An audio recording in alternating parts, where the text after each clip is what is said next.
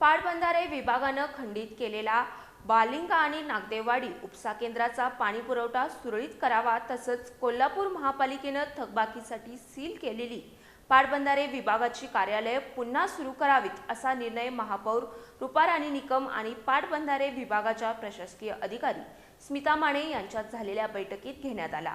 कोल्हापूर महापालिका आणि पाटबंधारे विभागातील एकमेकांच्या थकबाकीबाबतचा अंतिम तोडगा येत्या बुधवारी होणाऱ्या बैठकीत करण्याचं यावेळी ठरलं। कोट्यावधींच्या थकबाकीपोटी पाटबंधारे विभागानं आज बालिंगा आणि नागदेववाडी उपसा केंद्रांचा पाणी पुरवठा अचानक खंडित केला होता। त्यानंतर कोल्हापूर महापालिकेच्या प्रशासनानं आक्रमक पवित्रा घेत पाटबंधारे विभागाच्या कोट्यावधींच्या थकबाकीच्या वसुलीसाठी ताराबाई पार्क इथल्या सिंचन भवनमधील सर्व कार्यालये सील करून तिथला पाणी पुरवठा खंडित केला।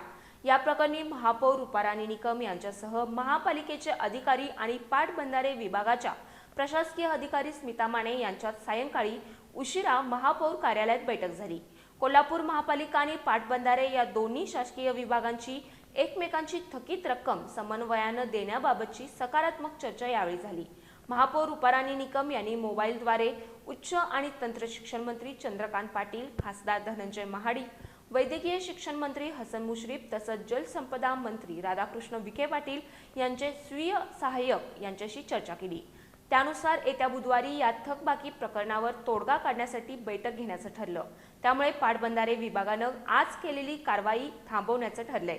याबरोबरच कोल्हापूर महापालिकेनं सील केलेली पाटबंधारे विभागाची कार्यालये पुन्हा खुली करण्याचं ठरलंय। त्यामुळे आता पाणी पुरवठा सुरळीत होईल असं महापौर रुपाराणी निकम यांनी सांगितलंय। खरं तर जनतेला वेठीस धरण्याचा हा प्रकार आहे, सणवार आहेत आणि त्या अनुषंगाने अशा पद्धतीचं तेही कोणती इन्फॉर्मेशन न देता, पण थोडासा हाही एक विषय आहे की 2011 पासूनचं त्यांचंही काहीतरी बिलाचे इश्यूज आहेत आणि थोडं त्याच्यातला गॅपअप आहे, ज्याच्यामध्ये ते लोक म्हणत आहेत की 165 CR आणि आमचे वॉटरचे सगळे लोक म्हणत आहेत की इट वॉज 80 CR। तर आम्हाला त्यांचा मान्य नसल्यामुळे ह्या गोष्टी थोड्याशा प्रलंबित राहिल्या होत्या, परंतु आता नेते मंडळींशी या गोष्टीवरती व्यवस्थित बोलणं झालेलं आहे आणि लोकांपर्यंत संध्याकाळी पाणी सुरूही होत आहे। असे प्रकार पुन्हा घडू नयेत याबाबत कोल्हापूर महापालिकेतील सत्ताधाऱ्यांनी दक्ष राहावं असं महापालिकेचे विरोधी पक्षनेते राजेश लाटकर यांनी यावेळी सांगितलं। तो हा जो नामुष्कीजनक प्रसंग उडवला, याच्यातून कोल्हापूर शहराची आणि महापालिकेची प्रतिमा वारंवार बदनाम होत आहे।